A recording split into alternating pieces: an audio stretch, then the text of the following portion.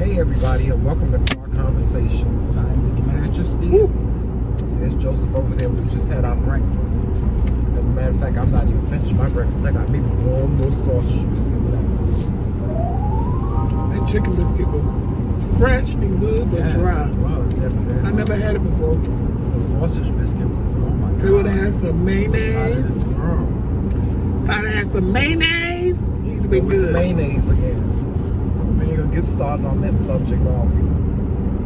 No, they didn't need that. Now you see the size of that biscuit, right? Mm-hmm. How many mayonnaise packs would you put on? Southbound shoulder ahead.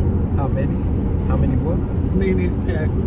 I wouldn't put no mayonnaise on no biscuit. Yes, you need 2 mayonnaise No, packs. you don't put no mayonnaise on no biscuit. Yes, you do. No. And you don't put mayonnaise on hot stuff, Joe, because salmonella poisoning. No, you don't. Child, my husband gonna die from salmonella poisoning. You need mayonnaise, 2 packs of mayonnaise. With some squeeze of ketchup. No, I don't mess with mayonnaise like that. I should have told him put some cheese on that bitch. Only thing you can put mayonnaise on is a cold sandwich, Joe. Now I really want y'all to go in the comment section and tell me if y'all are experiencing the same thing. Like me and Tremel, honestly, we really don't eat out. We really stopped eating out before the pandemic happened. Yeah. Now, every now and then, we'll do breakfast at McDonald's. Or we'll do maybe lunch at McDonald's. But it's so far, I mean, the pandemic, we've been locked in the house for like 2 months. Mm-hmm. And in 2 months, we may have had McDonald's 4 times, if that. Yeah. Counting today, 4 or 5 times. Not even that. It's about that. Because the first time when you wanted a Whopper and I said, let's go to McDonald's. Yeah. Then I wanted fries. Well, anyway, I want y'all to go in the comments and tell me, have you noticed that if you go to McDonald's, wherever you go for fast food, if you've been going for fast food, that you notice how fresh it is now? Yes. It don't taste stale and soggy. Your French fries be nice and crunchy and crispy. Because I think they're doing everything made to order. Because they can't leave it sitting there like they did before. Yeah, they're doing everything made to order now, so which is a good thing.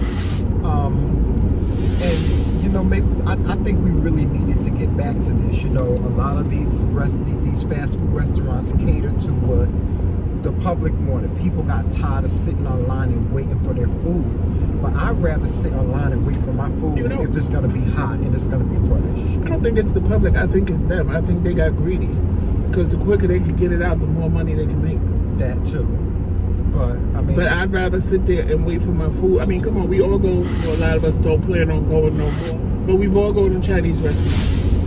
Right. And we stand there and wait for them to cook our food. Mm-hmm. And don't complain. Some of it is pre-cooked or pre-fried, so it don't take as long. Mm-hmm. But we don't complain when they standing there cooking our food. Speaking of China, I would never eat at the Chinese restaurant again. Do you want some Chinese food? Because I know that's your favorite Mr. Egg for y'all. You know, the bad part is when we go to Jersey City, I am going to want to go to Bayonne. I'm not going to lie. No more Chinese restaurants. No more. You on your own with that, honey. That was our Sunday thing. Mm-hmm. We would get a quart of pork fried rice, and we would get some chicken wings after church, go home after church and eat our little Chinese food. That was like our Sunday thing. But now you got to worry about if you're going to have back fried rice. Well, I mean, we needed to really worry about that from the door. Well, like we probably were eating back fried rice from the beginning. Or cat or mouse. Yes, for that. But I'm not going to no more Chinese restaurants. Matter of fact, I'm going to have to give it no shade, no shade, Chinese people. I'm just decided to give y'all girls a break. Maybe I'll get something out the freezer section in the supermarket for P.F. Chang's or some shit.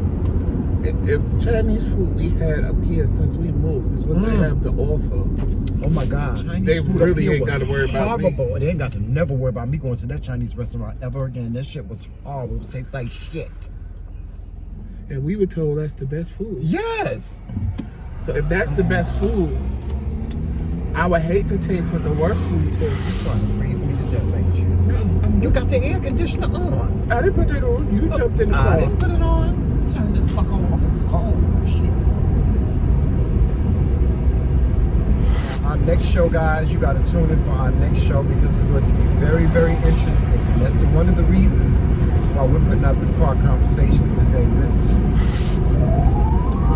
if you know of anybody, or if you are a parent that has a child that is gay and you don't accept it, we want you on our live show.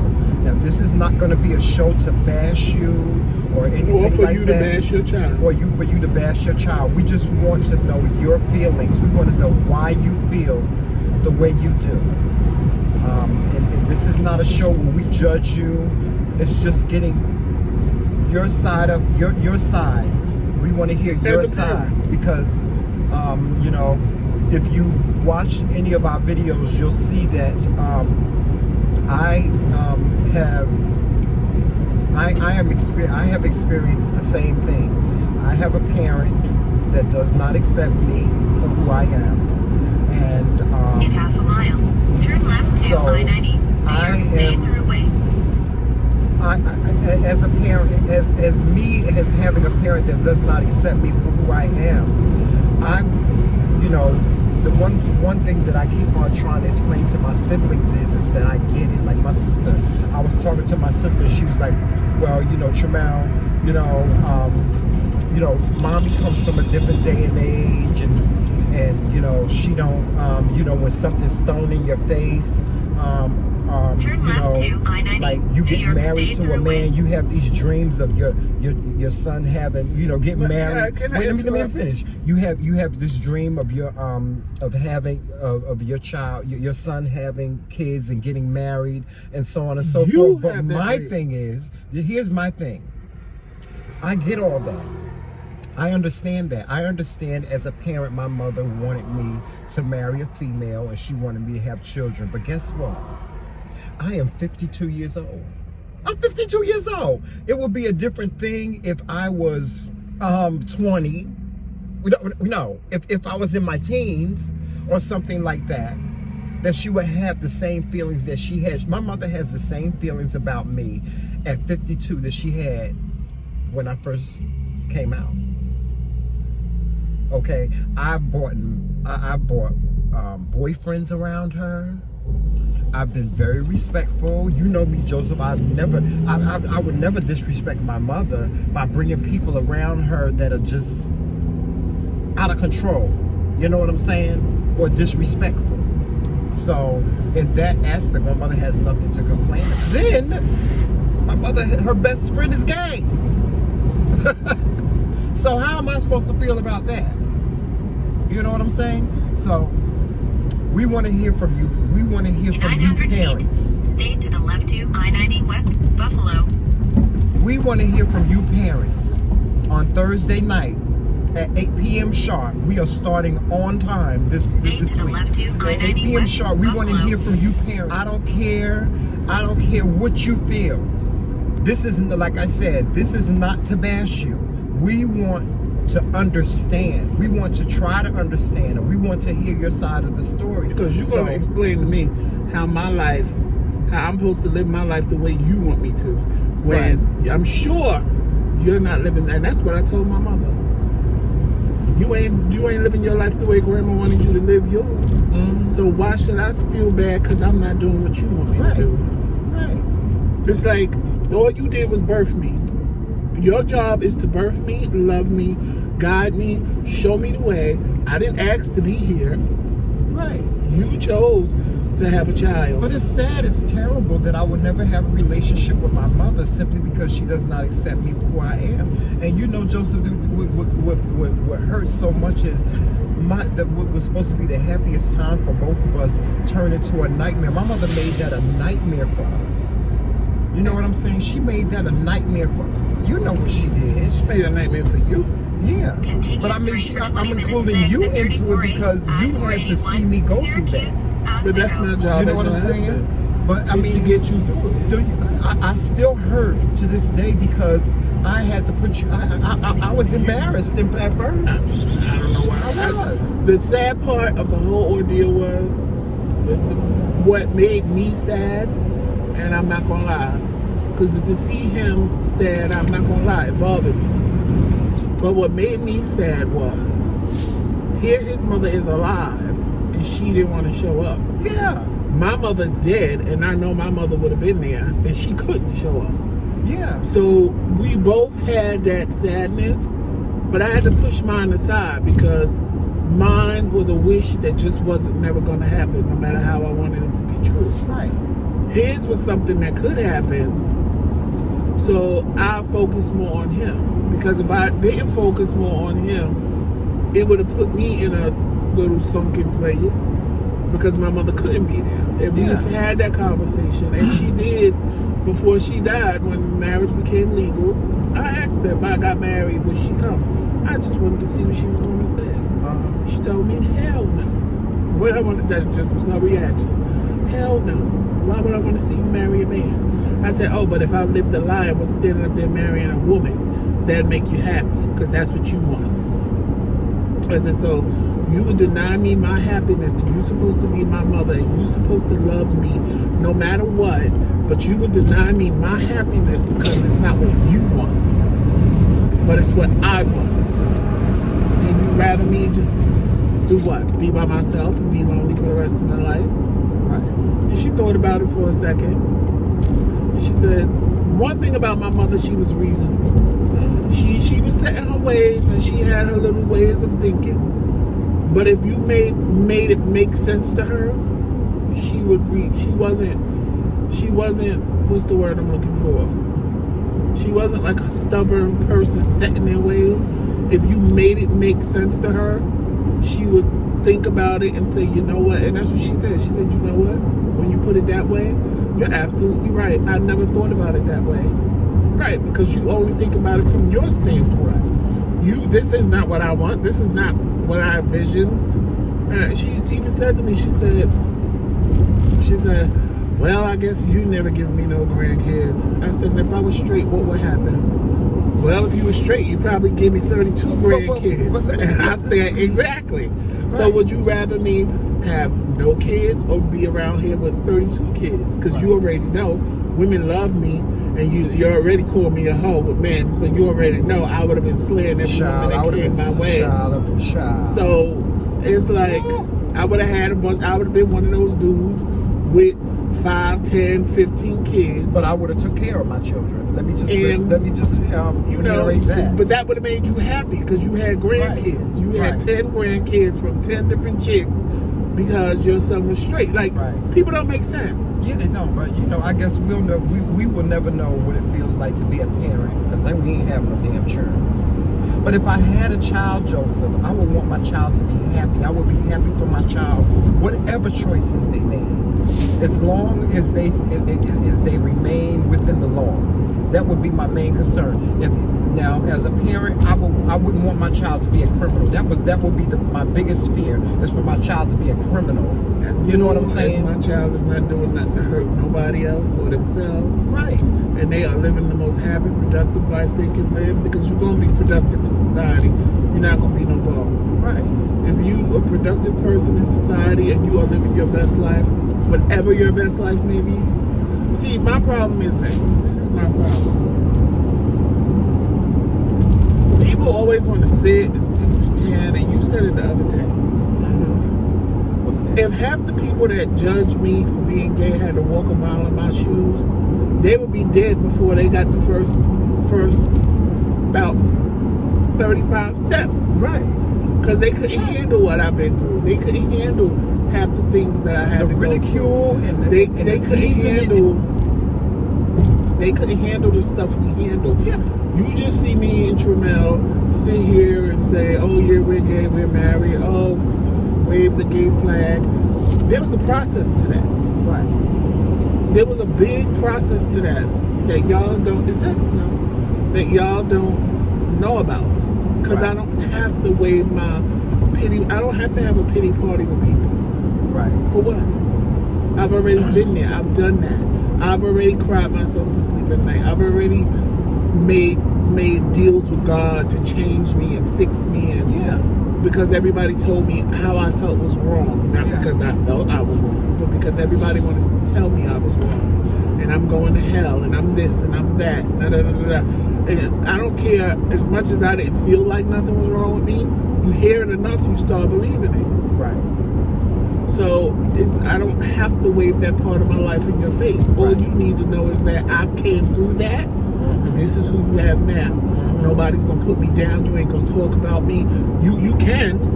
That's your choice. You Right. can. Right. But what you won't do is ever put me back in the space where I was. Right. Because I'm past that part of my life. That's like, you know, we were just watching that show that the drag queens from Drag Race do. We Are Right. Here, and the young lady whose mother and sister, their sister, her daughter committed suicide, not because her mother didn't accept her, just because of life and society.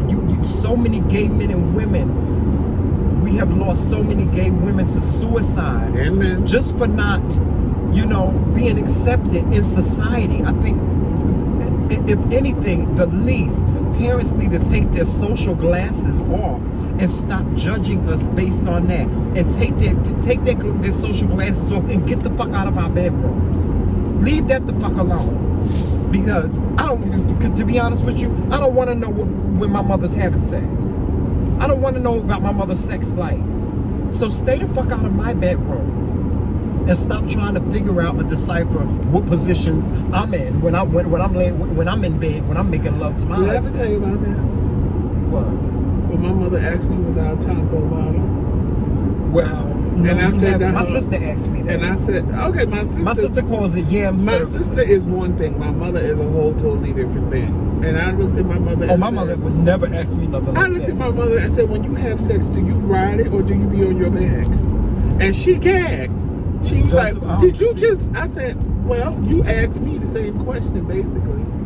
So I want to know. If you want to be in my business like that, I want to be in yours. Right. But that's the relationship me and my mother had. It was like, she knew. And honestly, that was one thing my mother, she told everybody and that she liked about me, was that she always said, if I don't have to worry about none of my kids being taken advantage of. She did say, she said, before I came out of the closet, I was nice and sweet and humble.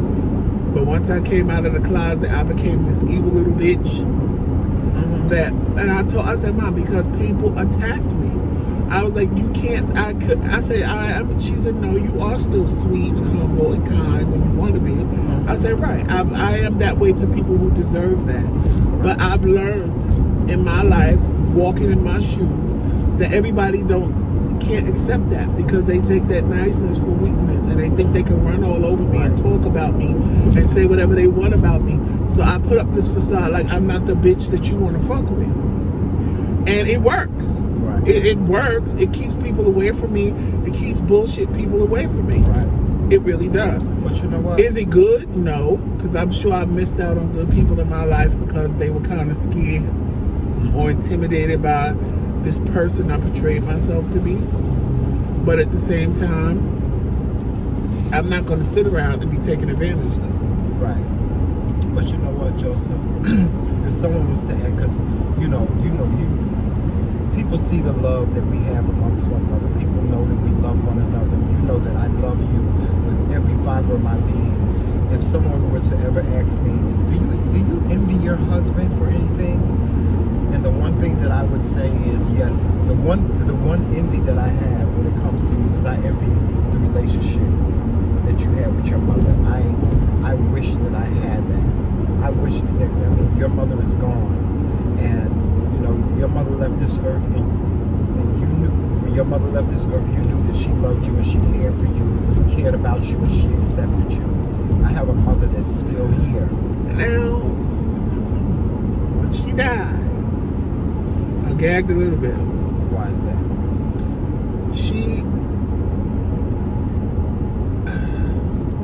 I don't want to say she didn't accept me because she did, and she accepted all my friends, and she loved us for who we were. But she wanted you happy. Like I told my best friend, I said, when me and my sister went through her stuff, I found a picture of me in her Bible with a prayer, fix my son. Oh, but that could have been from years ago, Joseph. You don't know. No, but at the same time, every parent has felt like that. No, but at the same time, is that real acceptance, or is that just saying, I have no choice but to deal with this? I didn't feel no kind of way behind it. I'll be honest. I was a little shocked. I was, but because she didn't. If she felt some kind of way about it, once in a blue moon, she'd say something. She would say something out of left pocket. But for the most part, your mother loved you. But for the most part, one thing I know, I could never say is my mother didn't love me. That's not even an option to come out of my mouth. Like, I know that. Yeah. To say she fully accepted who I was as a person, I'm gonna say if she had her way, God would have changed me or fixed me, as she put in her Bible. But she never wavered away. But see, it's different. It's just like, but it's like even when I was trying to have relationships, and even like right before I met you, I had to realize that I know a kind of love that most people in their life will never know. Between my mother and my grandmother, like, I know complete, total, unconditional love for whatever. Like, and I based that love on how people treated me. And I had to realize that if you don't know what I know, then I can't say you don't love me, because you're loving me the best way you know how, as opposed to me loving you the best way I know how. Now, do you think your mother, let me ask you this, and I want you to give me your honest opinion. Because the one thing that I value about you is that you have always remained neutral when it came to my family. I've always wanted you to be a little bit more, you know what I'm saying? But I understand. If we didn't move, it was coming. I get it. It was. I'm telling you, if we didn't move, it was coming. Do you think that my mom loves me? In her own way, yes. Yeah, and I believe that too. I believe that my mom loves me. I think this is not about love. I'm gonna be honest. I think, truthfully, I know what you want from her. I know you want that.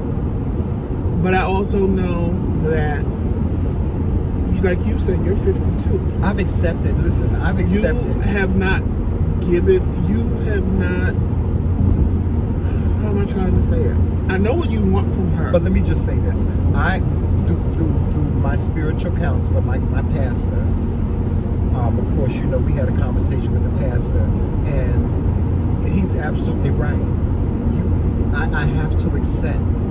I have to accept that this part of me, she will never accept, and I have to somehow put it in my mind. In my mind, she never accept it, or have you not been aggressive enough to say, "This is who I am"? See, I don't have that energy anymore. No. When I say that, see, you took the first steps by saying, "This is my husband and I'm marrying him." That's what I say when I mean aggressive.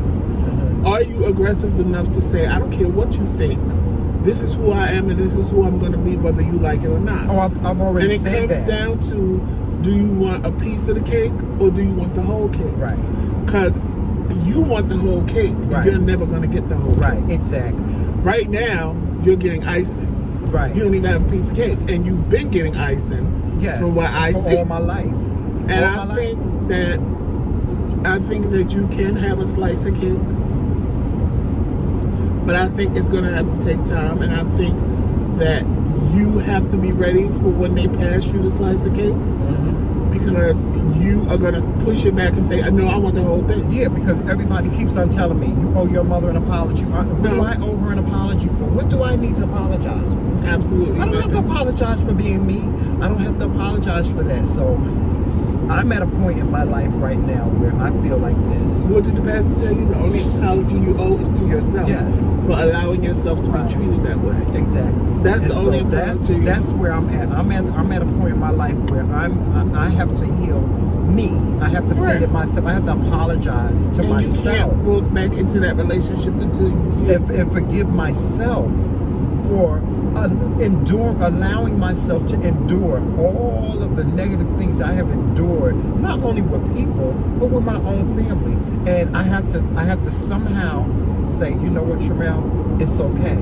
because the most important thing is the love that you have in your life right now, and that's you, and you are my family. If my family is not going to be my family, then you will be my family, because that's the vow that I But they took. always want to scream in the Bible, but that's what the Bible says.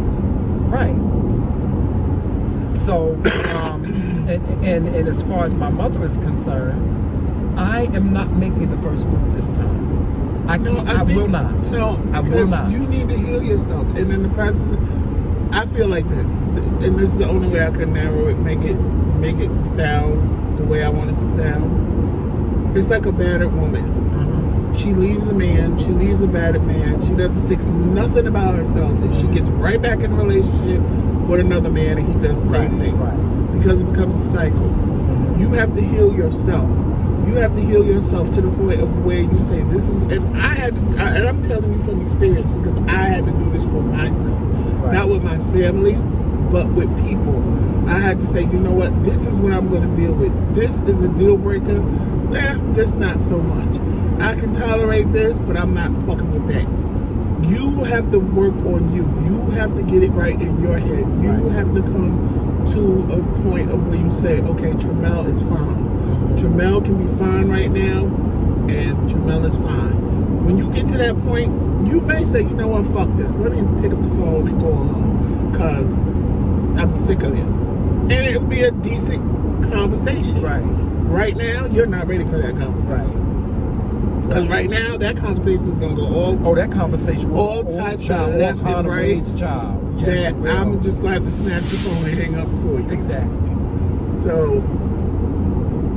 It's like the pastor said, I'm respecting and honoring her by not speaking to her, because if I were speaking to her, then I'd probably be cursing her out, or I'd probably be ranting and going on a tangent, about you don't accept me for who I am. You don't accept me for who I am. So, those people that say you don't. The Bible says you should honor your mother or your father.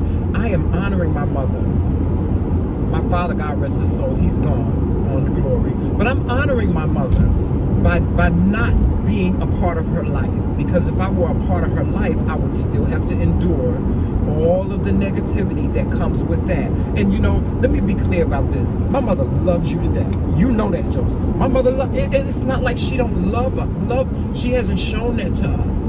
But on the same side of the card, it's the acceptance. It's the things that she does. It's the actions that she takes. For me, it's not even that.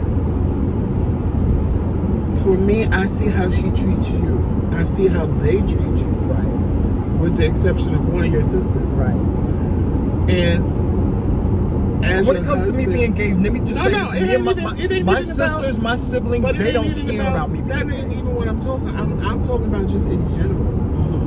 Just in activities, and they expect you supposed to do this, and you should be doing that, and you do what I say when I say it. That shit right there was fucking with me. Well, see, that's what any in-laws, when you have an in-law, they just all people that are married have in-laws that do that shit to them. My sister would not call me at 10 o'clock at night telling me I need to get up and get out of my bed and go do this and go do that, knowing that I don't have a driver's license and you don't have the driver's license. It just would not happen. Well, Joseph, that's just the battle of the in-laws. I'm just telling you. But I'm just saying. But see, all of that sits in my spirit. I know. Because I'm like, first of all, the battle of if the I don't talk to my husband like that, you're not going to talk to him like that. And then on top of it all, you think I'm going to get up and do this bullshit?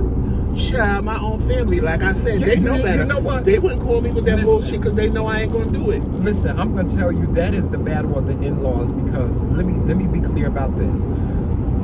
That happens regardless whether you're in a gay marriage, whether you're in a heterosexual I know somebody marriage, in a straight marriage that went through the same thing. As a matter of fact, we were watching. Remember yesterday we was watching divorce court, and the guy was saying how his mother-in-law is included. She includes herself in everything that they do. Told the straight person that I know, I said, remember those conversations we used to have, and you used to tell me this, that, and the third, and they were like, yeah.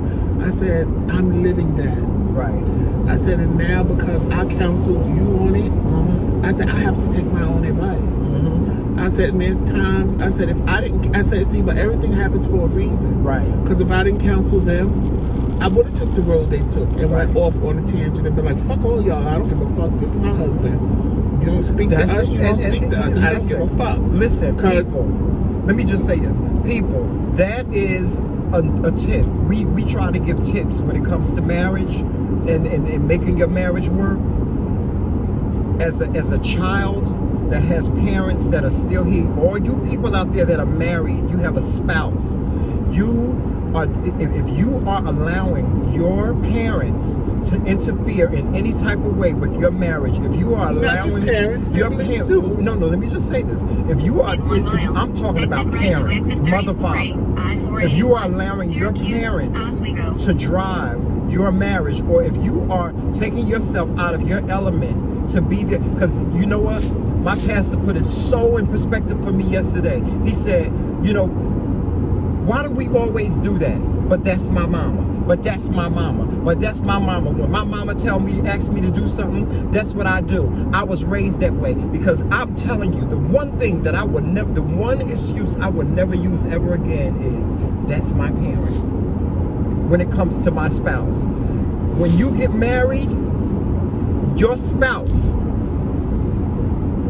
your king becomes your king. Or queen. And that person comes before anybody. I don't care if your parent is sick, old, and dying. I don't care what it is. Your spouse comes before anybody. Because at the end of the day, if your spouse loves you, they're not going to sit there and let your parents just be in distress. Exactly. But if your parent has always pitted you against your spouse, right, then they will sit there. Right, because my husband has always, good, bad, or ugly, whether he wanted to do it or not, has always done everything that I have asked him to do when it comes to my mother. But at the same time, when I on June 30th, when I took those vows, I made it clear to myself and to my husband that you are my rock now. And that's what your spouse is. Your spouse is your rock. That means that if an apocalypse come right now and y'all got to run to the hills, you grab your spouse by the hand and you run for the motherfucking hills.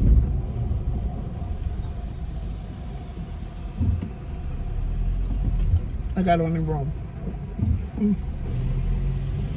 See, that's where a lot of people get it twisted when it comes to marriage. And then when it comes to gay marriage, parents, if you have a child that's gay and that's married, don't do the one thing that you guys have to stop doing. It's two things that parents that have gay children have to stop doing. Y'all have to stop calling our lives a fucking lifestyle. And y'all have to stop disrespecting our institution of marriage. Because y'all swear that I'm about to. This ain't no damn lifestyle. I'm about to get some people together. This ain't no lifestyle. Because let me tell you something. If I had a choice in a lifestyle, the last thing I would choose was to be gay.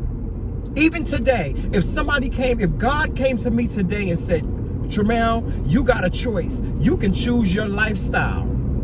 The one thing I would not choose was to be gay. From all the shit that we got to endure, the shit that we go through. That's why I don't understand when people say we make a choice. Why would I make a choice to be completely different and ostracized and made fun of and laughed at? Like, that is so stupid to me. It is. Like, that is the dumbest thing. If God gave me that choice and told me, Tramel, I want you to look back on your life and I want you to make a choice what lifestyle you want, I would run from a gay man. I would run from him.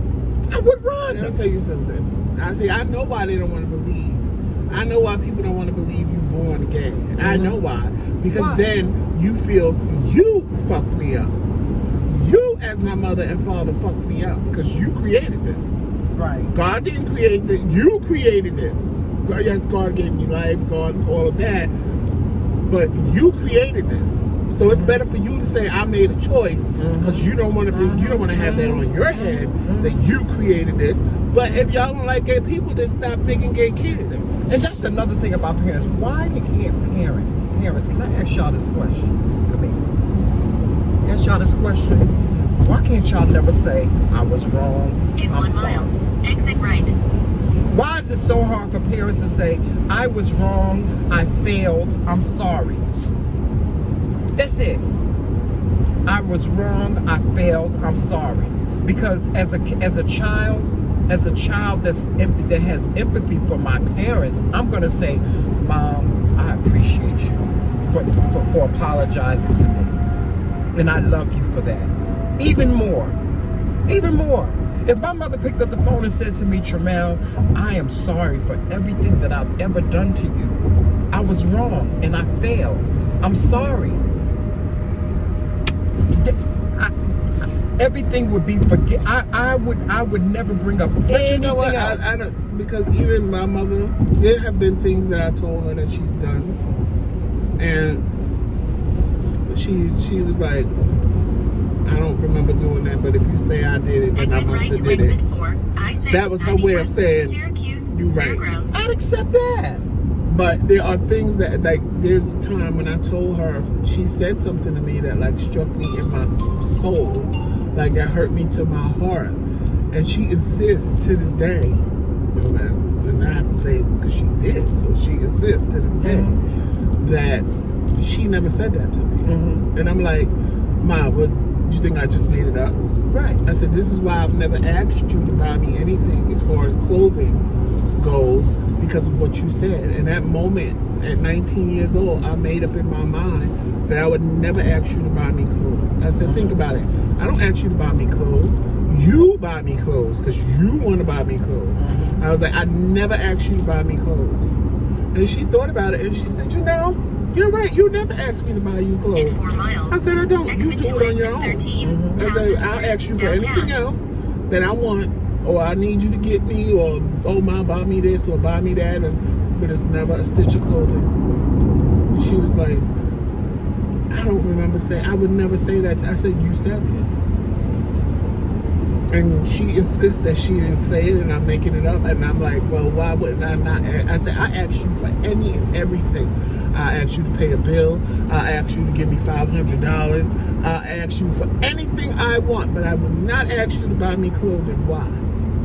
I didn't make that up in my head. Joe, I don't remember saying that because I would never say nothing like that. Well, you did. That, and I think because of what it was that I said she said, it hurt her so bad that it was better for her to pretend like I didn't say that than to admit that she said something like that about me, because she loved me. And when I told her that it hurt me the way it did, or maybe she said it and didn't think I heard it, but I heard it. So it's I think sometimes we just have to accept things for what they are, heal from it and move on from it. My mother's dead to me. She's you dead trying to squeeze a rock and get water, that's never gonna happen. My mother's dead to me, and not in a physical sense. I'm talking about as far as